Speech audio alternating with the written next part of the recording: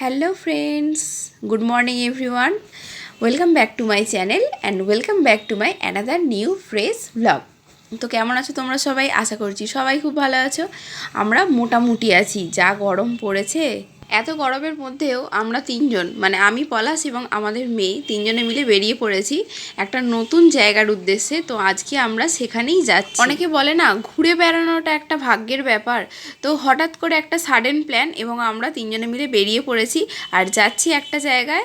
তো সঙ্গে থাকো, সাথে থাকো, সেই সমস্ত ডিটেলস এবং সেই জায়গাটা এবং সেই জায়গাগুলি, দুটো জায়গায় যাব, তো সেইগুলো তোমাদের সাথে শেয়ার করতে। তো আজকের নতুন ব্লগ, তো প্লিজ কিপ ওয়াচিং। বাকি এবার পৌঁছে যাব।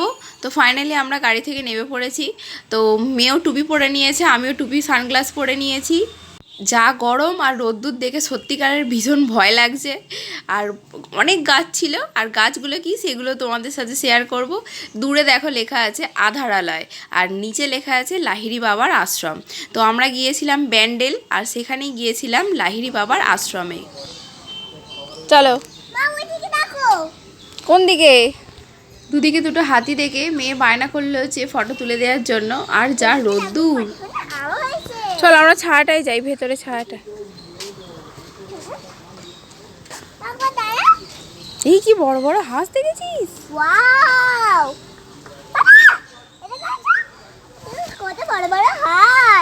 তোর বাবাকে বললাম চশমাটা নাও।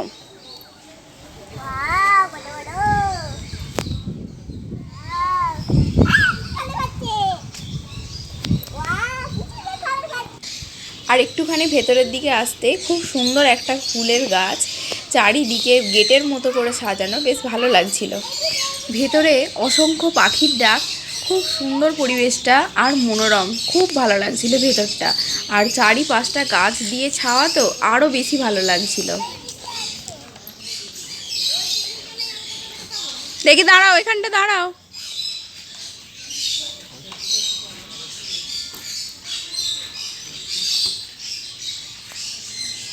চলে এসো। এ পাপা বসে পড়েছে ছায়।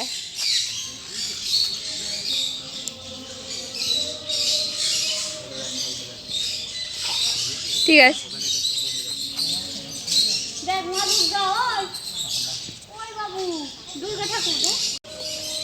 ভেতরে ঢুকতে একটা ছিল দুর্গা ঠাকুরের মন্দির। মাম নম করো। করেছো? আচ্ছা। ভেতর দিকটা ভালোই ছায়া আছে, বড় বড় অনেক গাছ আছে, আর সব কটা গাছই হলো আম গাছ। কি বলতো এইটা? কি বলতো এইটা? ভেতরে সব দেখবার দেখে নে, আবার পরে মন্দির বন্ধ হয়ে যাবে। এসো।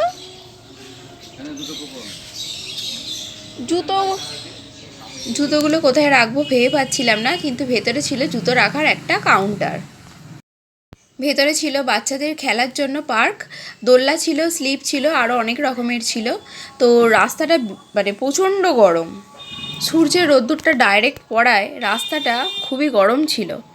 তবে দেখলাম যে ব্যবস্থা ভালোই আছে। পাশে উল্টো দিকে অনেক রকমের বিভিন্ন সুন্দর সুন্দর ঠাকুরের মূর্তি, ময়ূর, আরও অনেক রকমের ছিল। এই দরজাটার ভেতরে ছিল একটা ওদের মানে একটা শপ মতো, যেখানে ওই বিভিন্ন রকমের ঠাকুরের মূর্তি এসব বিক্রি করছিল। আমরা আর ভেতরে প্রবেশ করলাম না, আমরা সামনে এগিয়ে চললাম, কারণ আর কিছুক্ষণ পরেই মন্দির বন্ধ হয়ে যাবে। মন্দির বন্ধ হয়ে গেলে তখন আর ভেতরে মন্দিরটা দেখতে পারবো না। ওই জন্য আমি, পলাশ আর আমাদের মেয়ে, আমরা তিনজনে সামনের দিকে এগিয়ে চললাম। মেয়ে এখানে ছুটে ছুটে যাচ্ছে, তার কারণ হলো টাইলসগুলো প্রচণ্ড গরম ছিল। গাছের ছায়া ছিল ঠিকই, কিন্তু তা সত্ত্বেও প্রচণ্ড গরম ছিল। মন্দিরের একদম সামনে চলে এসেছি। এখানে মন্দিরের জন্য ধূপবাতি বিক্রি হচ্ছিল। আর এই পাশটা এই ঘোড়ায় সাজানো এই কৃষ্ণ ঠাকুরের মূর্তিটা জাস্ট অসাধারণ, আর পুরোটাই হোয়াইট। মন্দিরের ভেতরে এবং বাইরে পুরো রাস্তাটাই টাইলস ছিল। তো রোদ্দুরে টাইলসগুলো মারাত্মক গরম ছিল। আমরা এখানে ছুটে ছুটে ভেতরে প্রবেশ করছিলাম। তো ভেতরে ভিডিও করা বারণ ছিল, তো যথারীতি ভেতরে ভিডিও করতে পারিনি। তো বাইরে এসে মেয়ে বলল একটু দোলনা চাপবো। আমি আর মেয়ে দুজনেই একটু দোলনা খেয়ে নিলাম।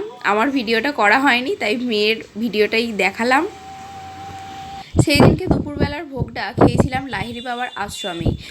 খাবার ছিল দুর্দান্ত, আর ছিল পুরো হাইজিন, মানে হাইজিন মেনটেন করে ওনারা খাবার দাবার সব বানিয়েছিলেন। তো খাবারের ভিডিওটা করা হয়নি। আর এই যে দূরে দেখতে পাচ্ছি এগুলো সবই আম গাছ, প্রচুর আম হয়েছিল, প্রচুর আম বাগান, বিশাল বড় বড় বাগান, তাতে প্রচুর আম গাছ। আর আমার মেয়ে এখানে কি কুড়িয়েছে দেখতে পাচ্ছ, আম। ওই আম কুড়িয়ে কুড়িয়েই সারাক্ষণ প্রায় 1 প্যাকেট আম কুড়িয়েছে, ভালো খারাপ মিশিয়ে। তো ফাইনালি আমরা আবার ওখান থেকে বেরিয়ে পড়লাম, পৌঁছে গেলাম নৈহাটি বড় মায়ের কাছে। সবাই এখানে পুজোর প্রসাদ হাতে নিয়ে রেডি, আমরা সবাই মিলে দেব বড় মায়ের পুজো। যেতেই আমাদের কপালে বড় মা লেখা টিপ পরিয়ে দিল। আমরা যখন গিয়েছিলাম মন্দির তখন বন্ধ ছিল, লম্বা একটা লাইন পড়েছে, তবে খুব বেশি লাইন ছিল না। তার কারণ হলো সেদিনকে গরমটা প্রচণ্ড পড়েছিল। তো এই হলো এইখানে দূরে মন্দিরটা দেখা যাচ্ছে, মন্দিরের গেট, আর আমরা দাঁড়িয়ে আছি সবাই মিলে লাইনে। ফাইনালি মন্দির খুললো আর আমরা ভেতরে প্রবেশ করলাম। বড় মায়ের মুখটা দেখে মনটা জাস্ট জুড়িয়ে গেল, আর সবাই একটাই স্বরে চিৎকার করলাম, জয় বড় মা। এই কথাটা সত্য, ঠাকুর না টানালে তার তীর্থস্থানে কখনোই যাওয়া যায় না। তো শান্তি ভরে এবার বড় মায়ের পুজো দেব। সামনে থেকে দেখব, ফটো তুলতে একটু ভয় লাগছিল, তাও করলাম, তোমাদের সাথে শেয়ার করলাম। ভিডিওটা ভালো লেগে থাকলে অবশ্যই একটা like, share and subscribe my channel. Thank you.